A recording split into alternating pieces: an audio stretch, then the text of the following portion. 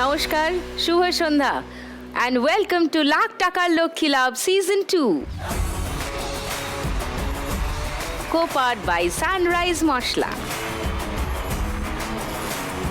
আসছি আজ নতুন চার মা লক্ষ্মী, ইউনিক চার মা লক্ষ্মী খেলতে আমার সঙ্গে আজকের খেলা। তার আগে গল্পগুজব, তার আগে আলাপ, তার আগে ডেকে নি প্লিজ ওয়েলকাম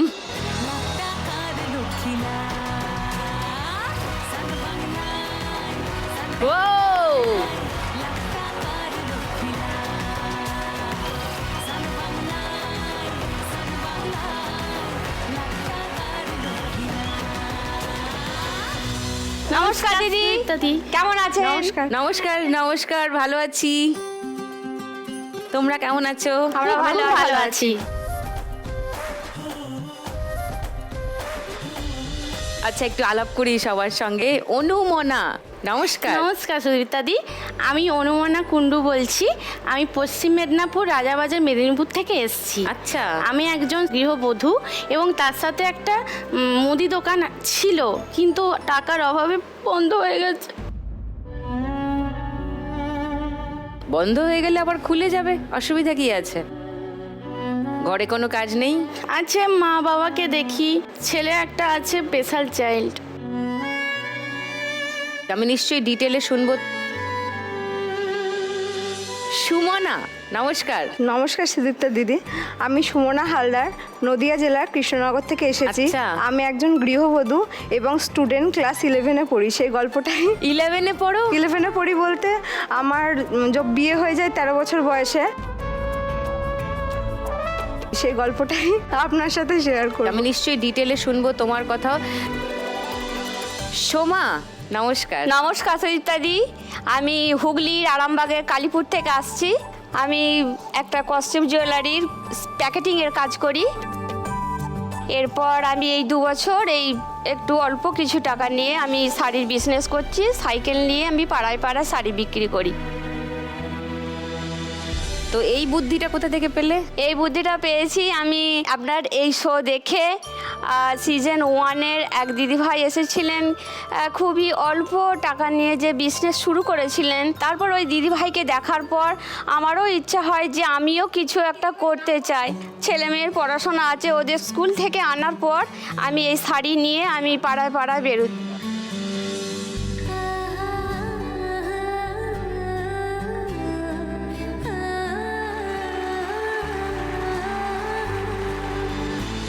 আরও তোমার সঙ্গে গল্প করবো। সোমা, কাঞ্চন, নমস্কার সুদীপ্তাদি, আমি কাঞ্চন পাত্র, পূর্ব মেদিনীপুর জেলা বাথড়ি গ্রাম থেকে এসেছি। তুমি কি করো কাঞ্চন? আমি এই যে কাজু বাদামের খোসা ছাড়ানোর কাজ করি। তোমাদের সবার সঙ্গে আরো গল্প নিশ্চয়ই করব।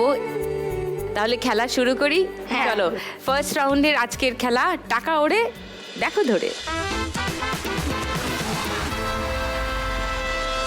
খেলা শুরুর আগে আরেকবার একটু অনুমনার কাছে আসি। তুমি বললে যে এখন আর চলছে না দোকান এবং তোমার স্পেশাল চাইল্ড, তাই বললে না? তো কিছু বলতে চাও আরো কথা? 2020 সালের প্রথম দিকে আমার বাপের বাড়িতে একটা ছোট্ট দোকান মতো একটা জায়গা দিয়েছিল। সেই জায়গায় আমি কিছু টাকা নিয়ে সামগ্রী কিনেছিলাম। তো প্রায় 2 বছর 3 বছর চললো, তারপর আর করতে পারিনি, বন্ধ করে দিয়েছিলাম। গত 2025 সালে যে পুজো গেল, তার আগে আমি আবার দোকানটা খুললাম। বেশ চলছিল, 6 মাস চলছিল। এবং কালী পুজোর সময় সে বোম আছে না, বোম ফটকা টটকা, আতশবাজি দিয়ে আমি আমার হাজব্যান্ড শুরু করলাম। তোমার হাজবেন্ড এমনিতে কি করেন? আমার হাজব্যান্ড সিকিউরিটি গার্ডে জব করে, মাসে 4000 টাকা বেতন পায়। আচ্ছা, ওইটাই তো আমাদের সংসার চলবে না, তবু আমি চেষ্টা করেছিলাম, খুলেছিলাম।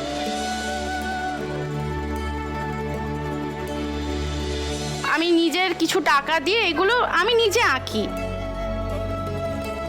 এগুলো এঁকে এগুলো রেখেছিলাম। আচ্ছা, কিছুই বিক্রি হয়নি, এমনি দেখছে লোক, চলে যাচ্ছে।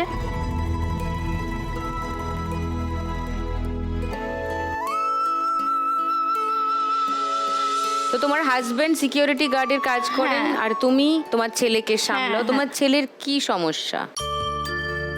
ওর জন্ম থেকে অটিজম, হাইপার, আমরা জানতাম না ওর প্রবলেমটা এসছে বলে, যেমন স্বাভাবিক বাচ্চা হয় সেরকম হয়েছিল। তারপরে হঠাৎ করে 1.5-2 বছর হাঁটতে পারছে না, 1.5-2 বছরের কাছে হাঁটতে পারছে না। তখন ডাক্তার দেখাতে নিয়ে গেলাম, ডাক্তার বলছে যে আপনি হচ্ছে বাইরে ডাক্তার দেখাতে নিয়ে যান। তখন 2019-এর শেষ। তারপর চিন্তা ভাবনা করলাম নিয়ে যাব কলকাতা, যদি কোথাও চিকিৎসা করাতে পারি। তারপর 2020-র পর হঠাৎ করে লকডাউন পড়ে গেল, এবার যাওয়া হয়নি আর লকডাউনে। এই করে আমার 2 বছর কেটে গেল। তারপরে ভগবানের কৃপায় আমি তখন দোকানটা খোলা ছিল, অনেকজন আসে, তো এরকম একজন স্যার এসেছিলেন, উনি ওকে যে ডাক্তার দেখায় সেই ডাক্তারের পরিচয় দিলেন যে এখানে আসে খুব ভালো ডাক্তার, আপনি দেখান। তো তারপরে ডাক্তার দেখালাম, ডাক্তার বললো আপনি ওষুধ খাওয়ান, তার সাথে স্কুলে ভর্তি করুন, তাহলে ও আস্তে আস্তে কথা বলতে পারবে। আমরা তখন এমনি সরকারি স্কুলে ক্লাস 1 থেকে 4 পর্যন্ত, সেই স্কুলে ভর্তি করার পর মানে দুর্ভাগ্যজনক সেই স্কুলে ওকে আর রাখলো না।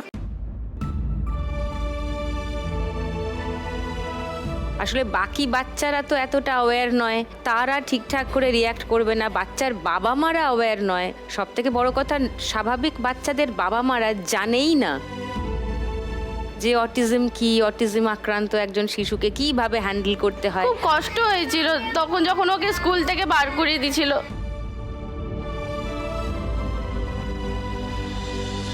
আমি তোমাকে বলছি অনুমানা, আমার এখানে ফার্স্ট সিজনে 5 নম্বর পর্বে একজন এসেছিল, মা লক্ষ্মী, শর্মিষ্ঠা, ও কল্যাণীতে থাকে, শর্মিষ্ঠা দত্ত।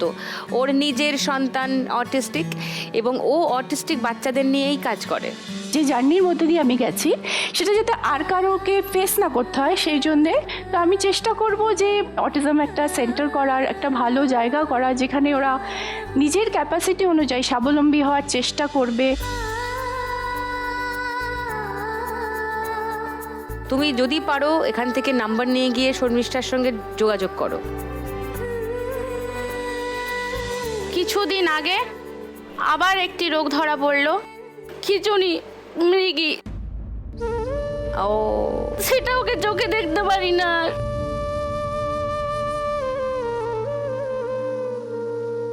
যখন হয় 2-3 মিনিট ধরে কন্টিনিউ হয়। ওহো,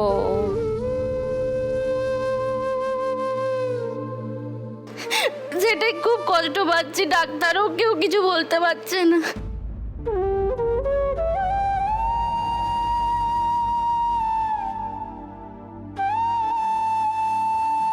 কিন্তু এটা মনে হয় আরেকটু বয়সটা বাড়লে ঠিক হয়ে যাবে। জানি না,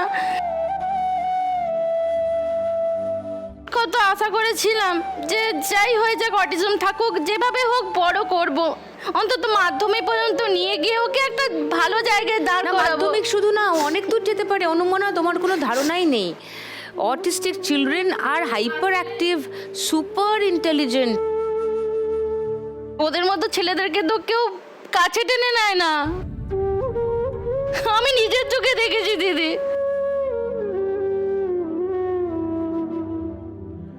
এতটা ভেঙে পড়ো না, ঠিক আছে? ওকে স্বনির্ভর করো, ও পারবে। ওরা কিন্তু ভীষণই ইন্টেলিজেন্ট হয়। চারপাশে তো এরকম অসুবিধা হচ্ছে ছেলেকে হ্যাঁ। নিয়ে, ডাক্তার দেখাতে সেরকম টাকা তার পয়সা মধ্যে নেই, তোমার দোকানের সমস্যা। দোকানের সমস্যা। এবারে এই টুকটাক এইগুলো করছি। এইগুলো কি এনেছো একটু দেখি আমি। এই যে ব্যাগগুলো দেখছেন দিদি, হ্যাঁ, হ্যাঁ। এই তুমি নিজে ব্যাগগুলো এঁকেছো? আমার নিজের হাতের তৈরি। মা, মানে তুমি তৈরিও তোমার? না, এই ব্যাগটা কিনেছি, কিনে এইটা ফেব্রিক দিয়ে এঁকেছি। পেইন্টিংটা তুমি করেছো? হ্যাঁ, এগুলো সবগুলো আমার নিজের হাতের তৈরি। বিয়ের পিঁড়ে? হ্যাঁ, বিয়ের পিঁড়ি।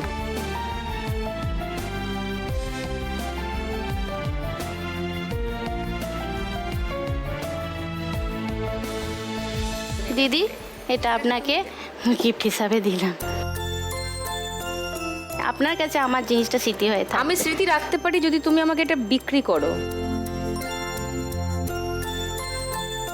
এমনি নেব না, কিনবো। তুমি এটা কত দামে বিক্রি করো বলো?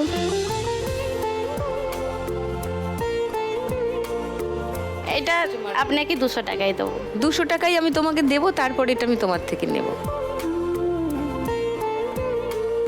এই যে 200 টাকা, এবং এটা আমি নিলাম। আমার অনেক বড় পাওনা, আমার দিদি আজকে, আমি দিদির কাছে প্রথম আমার এটা বউনি হলো। তুমি বিক্রি করোনি? না, এটা আমি বিক্রি করিনি, এখনো পর্যন্ত আমার বিক্রি হয়নি। এটাই আমার দিদির কাছে প্রথম বিক্রি।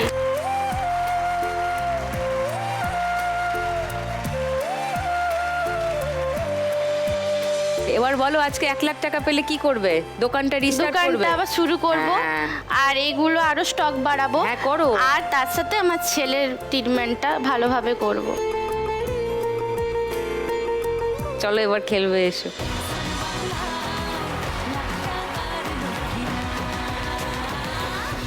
তোমার 1 মিনিট সময় শুরু এখন। না রে না, আর তো পারে না, মন আমার নাস্তা না বুধ একজনের হৃদয়। না রে না, হাতটা খালি করে নাও, খালি করে নাও হাতটা। পড়ছে, টাকা পড়ছে, ওপর থেকে পড়ছে, যা এই 500 টাকা পড়ে গেল, যা। মিষ্টি যন্ত্রণায়, বাড়িতে দোকানে এখানে ওখানে যেখানে সেখানে বানবাসী, নিচে আটকে আছে, কোন ইয়ের কাছে আটকে আছে, চলে গেল। গুলিতে পাড়াতে ডাকেতে সাড়াতে দাঁড়াতে দাঁড়াতে ভালোবাসি। আমি তো ফ্রিতেই না যে ধরো, পড়ছে, ধরো ধরো ধরো ধরো, ভেরি গুড। ও 500, 500, 1000, 80, 90, 1700, 1700 অনুমান আসছে। এবার সুমনার কাছে আসি, তোমার গল্প একটু শুনি, বলো। আমার 13 বছর বয়সে আমি পালিয়ে বিয়ে করি। আমার কাস্ট আর আমার শ্বশুরবাড়ির কাস্ট আলাদা ছিল। ওটা যেহেতু দুজন দুজনকে ভালোবাসি, দুই পরিবারে অশান্তি। 13 বছর বয়সে বুঝলে ভালোবাসার মানে কি? তখন অতটা বুঝিনি। তখন ক্লাস 9-এ পড়তাম আমি। পালিয়ে বিয়ে করে যেহেতু আমি জানি যে আমাদের দুই ফ্যামিলিতে মেনে নেবে না, দিয়ে পালিয়ে গিয়ে আমরা অন্য জায়গায় থাকি। দিয়ে থাকার পরে তারপর আমার বাবা টাবা কেউই মেনে নেয়নি, শাশুড়ি বাড়ির মানে শ্বশুর বাড়িরও কেউ মেনে নেয়নি, যার জন্য আমাদের একটা ঘর ভাড়া করে থাকতে হয়। এখনও সেই ঘর ভাড়া আছে 10 বছর ধরে। ঘর ভাড়া করে তখন স্বামীরও সেই উপার্জন নেই। বাহ, মানে এটা আমাদের ওখানে মাছের বাজারে কাজ করে আর কি, মাছের বরফ দেয়া, ধোয়া পাতা, তখন দোকান করতেন ধোয়া উনি? পাতা। হ্যাঁ, তখন Okay, করতো আর কি। okay. আমি ভাবলাম যে ও তো একা আর পাচ্ছে না চালাতে, তাহলে আমি একটা কাজে নামি। তা কাজে নেমেছি আমি। তো 9-এ 8 পাসের তো এখন কোনো ভ্যালু নেই। ওটা 9-এ পড়ি, যেখানেই কাজে যাচ্ছি মিনিমাম মাধ্যমিক পাসটা লাগবেই, ঠিক। তারপরে আমি যা কোয়ালিফিকেশন করি। তারপরে আমার ছেলে হয় 18 বছর বয়সে। ছেলেকে মানুষ করার মধ্যেও আমার পড়াশোনাটা হয়ে ওঠেনি, কিন্তু খুব ইচ্ছা ছিল যে পড়বো। দিয়ে ওকে আমার জন্মদিনের দিন ওকে আমি বলি যে আমার একটা আবদার রাখবে। ও বললো কি বলো? আমি আবার পড়াশোনাটা চালু করতে চাই। আমি মূর্খর মতন চাই না, কারণ আমার যে বান্ধবীরা আমাদের সাথে থাকে সবাই তো সেই হিসেবে শিক্ষিত। সেই জায়গাটা আমার নিজের খুবই খারাপ লাগে।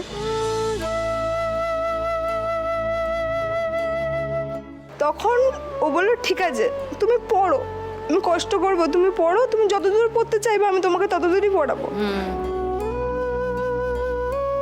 ও বললো ঠিক আছে তাহলে তুমি ওপেনে যোগাযোগ করো। প্রাইভেটে দিয়েছে? প্রাইভেটে, রবীন্দ্র বিদ্যালয় থেকে। ওকে। তো ওখানে আমি আমাদের বাড়ির কাছেই ওখানে আমি যোগাযোগ করি। বাহ। যোগাযোগ করেও সেখানেও ফিজ হচ্ছে 8,000 টাকা। এবারে সেই মুহূর্তে ওর তো একার সংসারে তো আমার ক্ষমতা নেই যে আমি 8,000 টাকা একবারে দিয়ে ওখানে ভর্তি হই। স্যারদের সাথে কথা বলি, স্যারদেরকে রিকোয়েস্ট করি।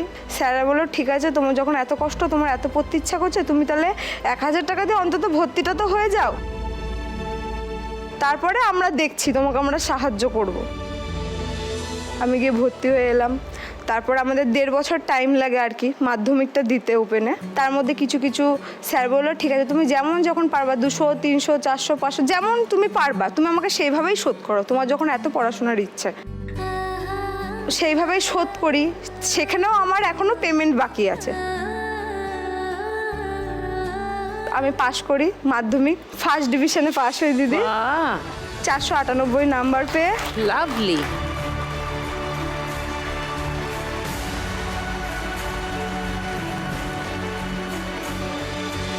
বাট আমার ইচ্ছা আছে দিদি যে আমি উচ্চ মাধ্যমিকে ভর্তি হব। এবার উচ্চ মাধ্যমিকে ভর্তি হয়েও সেখানেও অনেকটা তার ডবল অ্যামাউন্ট লাগবে, যেহেতু সেটা উচ্চ মাধ্যমিক। তা আমার ইচ্ছা আছে দিদি যে 11-12টা আমি পড়ি, আমার ইচ্ছা আছে গ্র্যাজুয়েশনটাও পড়ি, যদি পারি মাস্টার ডিগ্রিটাও করবো দিদি। নিশ্চয়ই। তোমার বর এসছে? হ্যাঁ দিদি, বর এসছে, আমার ও, শাশুড়ি। আপনি সেই করিতকর্মা। হ্যাঁ, মেয়েকে নিয়ে ভেগে গেছিলেন ক্লাস 9-এর? ভুল হয়ে গেছিল। হ্যাঁ, বলছি ভুল হয়ে গেছে। তো এখন বউ পড়াশোনা করছে, ভালো লাগছে? হ্যাঁ, খুব ভালো লাগছে। তুমি এগুলো কি নিয়ে এসছো সঙ্গে? মানে আমার তো কোনো স্যার ছিল না, ওই একা ওইভাবে মানে পড়ে যে আমি পাশ করেছি, সেই রেজাল্টটাই আপনাকে দেখানোর নিশ্চয়ই, জন্য তোমার নিয়ে অনেক এসেছি। বড় অ্যাচিভমেন্ট। এটা তোমার মার্কশিট? হ্যাঁ, এটা রেজিস্ট্রেশন, এটা আমার মার্কশিট। ওকে। জিওগ্রাফি 92, ভূগোলে 92 কে পায় ভাই? খুব ভালো, overall grade A, very nice. তো তুমি আজকে 1 লাখ টাকা পেলে কি করবে? আমার মাধ্যমিকের কিছু টাকা বাকি আছে, 5,000 টাকা মতন দিতে পেরেছিলাম। আবার যখন আমি উচ্চ মাধ্যমিকে ভর্তি হব সেটারও ডাবল পেমেন্ট লাগবে, 15-16 হাজার টাকা মতন লাগবে। তারপরে ওই কোর্স ফিটা ছাড়া আমার পরীক্ষার ফর্ম ফিল আপ লাগবে, প্রজেক্টের ধরুন খরচা হবে, তারপর উচ্চ মাধ্যমিকে বই কেনা তো 30-40 হাজার ওখানেই যাবে যাবে। সব মিলে। আর আমার ইচ্ছা আছে যে আমার বরকে আমাদের কৃষ্ণনগরে যে বাজারে কাজ করে সেখানে একটা দোকান কিনে দেওয়া, যাতে ও দুটো মাছ বিক্রি করেও যেন ওর নিজের একটা ব্যবসা হোক। Very good. এসো ফার্স্ট রাউন্ডটা হ্যাঁ, খেলি। দিদি।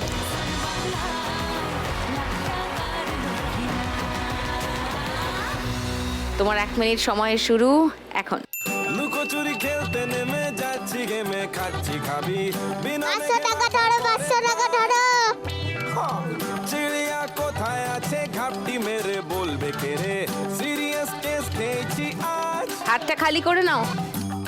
कोशिश वालों की हार नहीं होती। বলছে কোশিশ করনে वालों की हार नहीं होती বলছে। খাচ্ছি খাবি বিনা মেঘে মাথায় পড়ে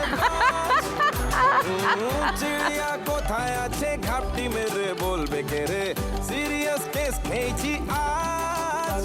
আমি হোঁচট খেয়ে হন্যে হরিদাস, এই 500 টাকা বেরিয়ে গেল, যা। চিরুনি তলাশ, বলো কোন মুলুকে তোমার দেখা পাই।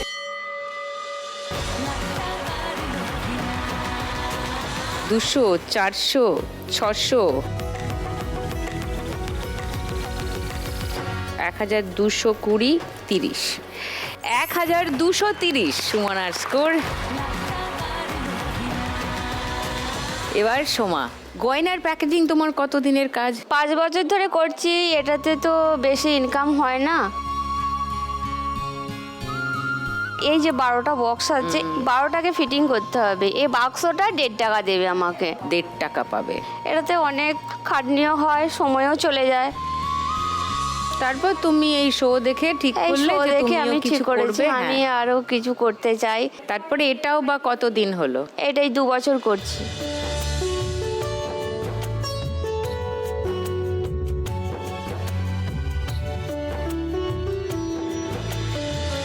ধার বাকিতে নেয় নাকি নগদ? হ্যাঁ দিদি, ধার বাকি তো আছে, ক্যাশে তো ব্যবসা হবে না।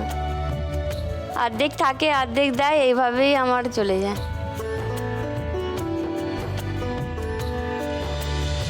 তোমার বাড়িতে কে কে আছেন? আমার 2 সোমা? মেয়ে আর আমার স্বামী। 2 মেয়ে বড়?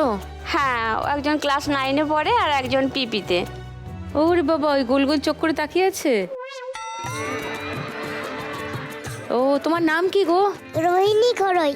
আর রোহিণীর দিদির নাম কি? सायनी घरोई। সায়নী আর রোহিণী। তুমি যদি আজকে 1 লাখ টাকা জিতে যাও কি করবে সোমা? আমরা 1 ভাই 1 বোন। আমার ভাই আছে, 2023 সালে বিরাট একটা অ্যাক্সিডেন্ট হয়।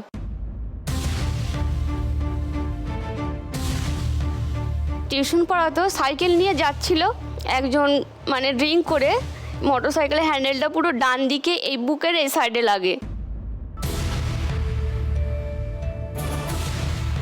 এবার লাগার পর ও ছিটকে পড়ে যায়, পড়ে যাওয়ার পর সেখানে লোকজন যাকে জল টল দেয়, দিয়ে তারপর আমরা হসপিটালে ভর্তি করি। 2 দিন ছিল, 2 দিন থাকার পর বললো যে মাথা স্ক্যান করতে হবে, সেটাও হসপিটাল থেকে হয়নি, আমাদের বাইরে থেকে করতে হয়েছিল। মাথা স্ক্যান করে দেখা গেল যে কিছু নেই, তারপর হসপিটালে ছুটি দিয়ে দেয়। এবার ছুটি দিয়ে দেওয়ার পর আমার ভাই বললো যে দিদি আমার এই ডান দিকের এইখানটা লাগছে, তাহলে আমরা বললাম যে দেখ তাহলে বাড়ি গেলে তো দেখানো হবে না, তাহলে একবার দেখিয়ে যাই। এবার আউটডোরে দেখানোর জন্য ভাইকে বসিয়ে রেখেছি। ভাই একটু বুকটা তখন শ্বাসকষ্ট হচ্ছে, বললো যে বুকে শ্বাসকষ্ট হচ্ছে, তুই একটু গরম জল নিয়ে আয় আর 2টো ভাত নিয়ে আয়। আমি এবার তাড়াতাড়ি বাড়ি গেছি, বাড়ি যেয়ে এবার গরম জল নিয়ে আসছি। তখন এবার আমার ভাই এত ছটপট করছে, হ্যাঁ, বলছে দিদি আমাকে বাঁচা।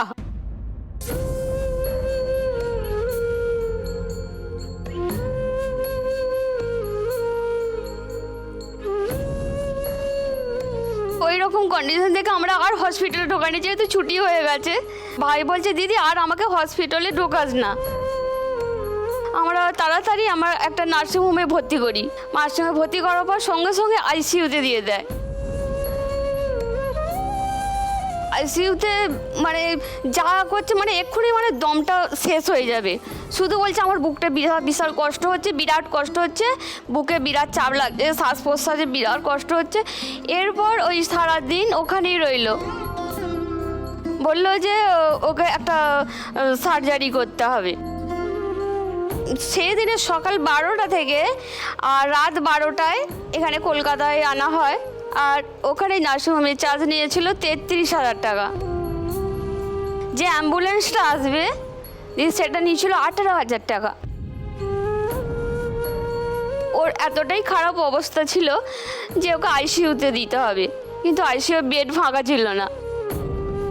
যত মানে সকাল হয়ে আসছে ভোরের দিকে, আমার দাদাকে হাত দুটো ধরে আমার ভাই বলছে দাদা আমাকে বাঁচা, আমাকে বাঁচা।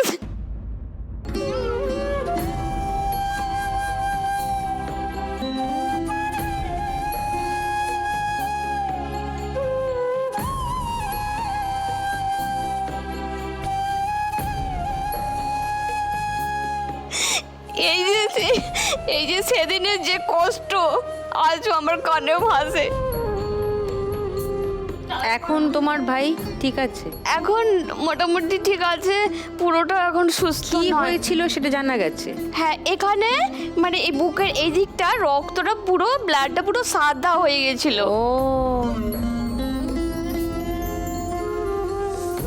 ওর এই সাইড দিয়ে একটা রক্ত, যে এই রক্তটা যে খারাপ হয়ে গেছে, একদিকে রক্ত দেওয়া হচ্ছে আর একদিকে রক্ত ড্রেন করা হয়েছিল, এরা বাইরে বের করা হয়েছিল।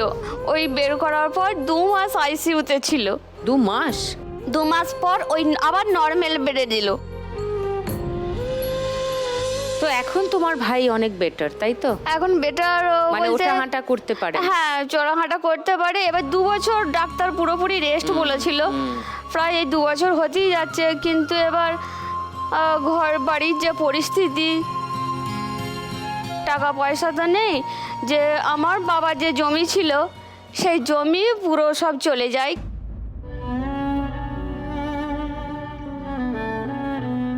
তুমি আজকে 1 লাখ টাকা পেলে কি করবে? তোমার বাবার আমার বাবার যে জমি জায়গা যে চলে গেছে সেগুলো আমি কিছুটা হলেও আমি ফিরিয়ে দিতে চাই। Very good. এসো ফার্স্ট রাউন্ডে খেলি, সময় এসো।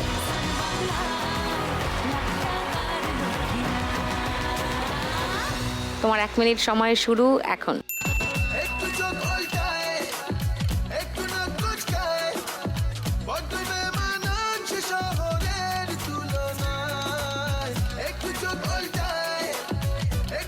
ও 500 টাকা ধরো,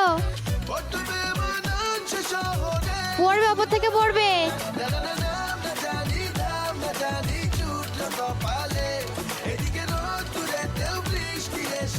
মুখের কাছে আটকে আছে। ডান দিকে, ডান দিকে, ডান দিকে।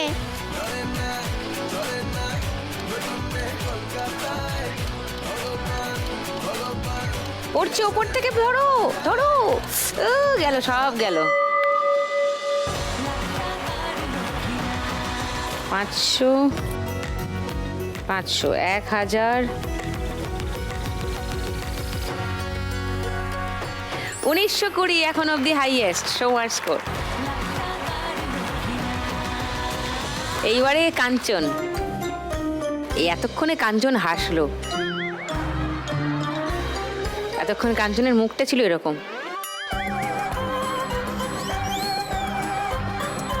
কেন বলো তো? কষ্ট হচ্ছে, আমি পুড়ে গেছিলাম না, দাঁড়াতে ঠিক মতো পাচ্ছি না।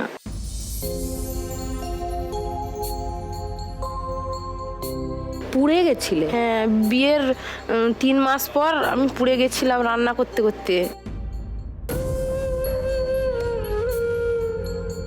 সারা শরীর নিচ থেকে এতটা পর্যন্ত পুড়ে গেছিলাম, এখনো দাগ আছে,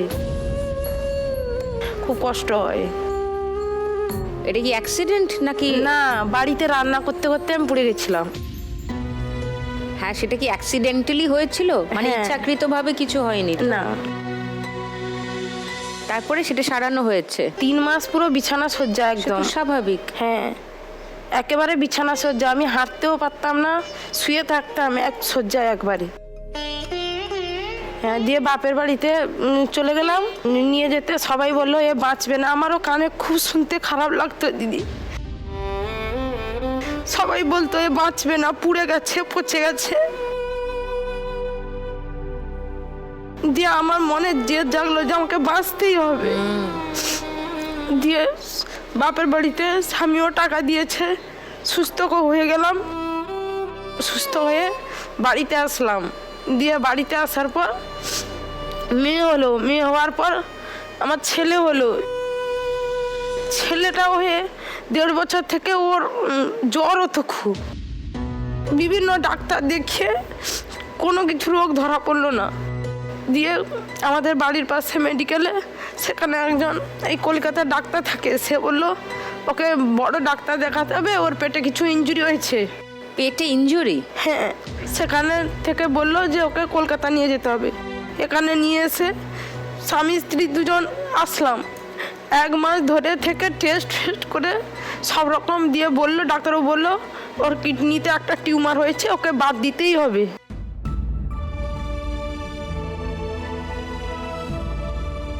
আমরা তখন নতুন, এখানে এসে জানতে পারছি না কোথায় যাব, কি করব। দিয়ে ডাক্তার ওকে জিজ্ঞেস করলাম এটা কি না বাদ দিলে হবে না? বললো না, দিতেই হবে।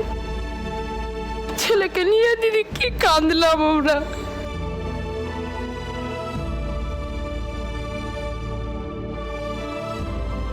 তারপরে সার্জারিটা হলো, কিডনি বাদ গেছে? একটা কিডনি? হ্যাঁ, কত একটা কিডনিতে কত আছে। বয়সে? 6 বছর হয়েছে। ও, ওর নাম কি? অঙ্কুশ পাত্র। অঙ্কুশ? তুমি কি হিরো অঙ্কুশের ফ্যান? তুমি এখন ঠিক আছো? ভালো আছো? শরীরটা ভালো আছে? পড়াশোনা করো? কোন ক্লাসে? 1 1-এ?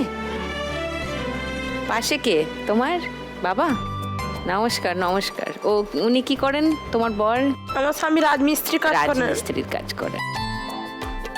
সো তুমি আজকে 1 লাখ টাকা জিতলে কাঞ্চন। 1 লাখ টাকা জিতলে আমার ছেলে চিকিৎসা করতে হবে, চেক আপে নিয়ে আসতে হয়। ও যে খরচাপাতি ওষুধ যে লিখে দেয়, মাসে 10 থেকে 12 হাজার, কোন মাসেও হয়, কোন মাসে 8 হাজারও হয়। সেরকম ওষুধ খরচাপাতি আমরা জোগাতে পারছি না। ওই তো রাজমিস্ত্রির কাজ করছে, পয়সা তো কম, 500 টাকা হতে হবে না। এর জন্য আমি ভাবলাম কিছু একটা করতেই হবে, এর জন্যই কাঁচু চালানোর কাজ আরম্ভ করলাম। আমি সপ্তাহে কত 15 কেজি ছাড়ি 20 টাকা করে দেয়। পার কেজি? হ্যাঁ, 1 কিলো 20 টাকা করে দেয়। 15 কেজি মানে 300 টাকা। হ্যাঁ, 300 টাকা। হ্যাঁ, সপ্তাহে 300 টাকা। ওর 500 টাকাতে তো সংসার চলে না। ছেলের বিজনে ওষুধ, ওর খরচাপাতি। মেয়ে একটা 5-এ উঠেছে, 11 বছর বয়স। হ্যাঁ, ও মেয়েও আছে? ওই হ্যাঁ। তো, হ্যাঁ। অঙ্কুশের দিদির নাম কি? অর্চনা পাত্র। অর্চনা। আচ্ছা, তো 1 লাখ টাকা পেলে অঙ্কুশের চিকিৎসাতেই লাগাবে। হ্যাঁ। চলো ফার্স্ট রাউন্ডটা খেলবে।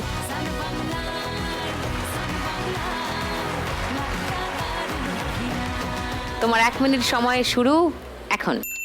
500 টাকা ধরে ফেলো। চলে বৃন্দাবন নাগরের নাগর দোলায় দুলবি নাকি বল ওরে মন কথা শোন যাবে চলে বৃন্দাবন নাগরের নাগর ধরো সাইডে জড়ে আছে। ওরে বাঁচাও হাতটা খালি করে নাও, হাতটা খালি করে নাও। হ্যাঁ, ওরে বাঁচাও আমায় সুন্দরী ওপর থেকে পড়ছে দেখো। পুলিশ চোরের একসঙ্গে ধরো অনেকগুলো। হ্যাঁ ধরো, পুলিশ চোরের প্রেমে পড়েছে হাতটা খালি করে নাও।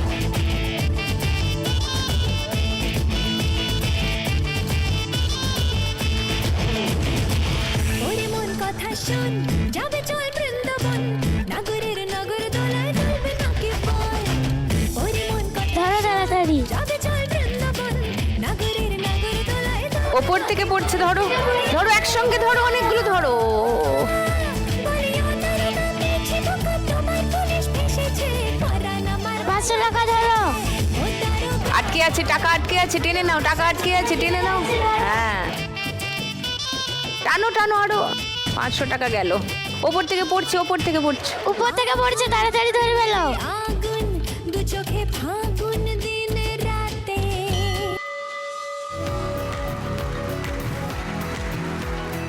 500, 600,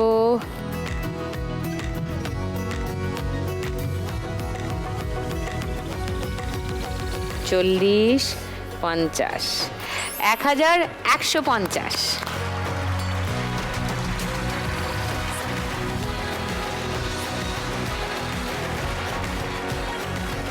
মোটামুটি স্কোর সবার কাছাকাছি আছে। দেখা যাক, আশা করছি গানের রাউন্ড আজকে খুবই জমবে। গানের রাউন্ডের জন্য সবাই রেডি? হ্যাঁ। চলো কমান, হাড্ডাহাড্ডি লড়াই হোক। শুরু করি গানের রাউন্ড। গানে গানে লক্ষ্মীলা। মন দিয়ে লেখাপড়া করে যেই জন বড় হয়ে গাড়ি ঘোড়া চড়বে সেজন মন দিয়ে লেখাপড়া করে যেই জন বড় হয়ে গাড়ি ঘোড়া চড়বে সেজন মুছে যাবে অভাব সব অনটন হবে রাশি রাশি হাসি মাখা তোমার জীবন মুছে যাবে অভাব সব অনটন হবে রাশি রাশি হাসি মাখা তোমার জীবন মন দিয়ে লেখাপড়া করে যেই জন দিদি, বড় হয়ে গাড়ি ঘোড়া চড়বে সেজন বিশাল কঠিন একটা অঙ্ক করছি জানো তো। তুই অঙ্ক? আসলে এখানে মা লক্ষ্মীরা এসে আমাকে এত অনুপ্রাণিত করে না। এই যে সুমনা আবার কত কষ্ট করে পড়াশোনা শুরু করেছে, সেইটা দেখে আমিও ভাবলাম যে আমারও তো আবার পড়াশোনাটা শুরু করা উচিত। ও আবার শুরু করা উচিত। আগে কি পড়েছিলি? আমি ওই ডিগ্রিটা করেছিলাম দিদি। কি ডিগ্রি? TTEF। সেটা কি? 10 এ 2 নে 8 ফেল।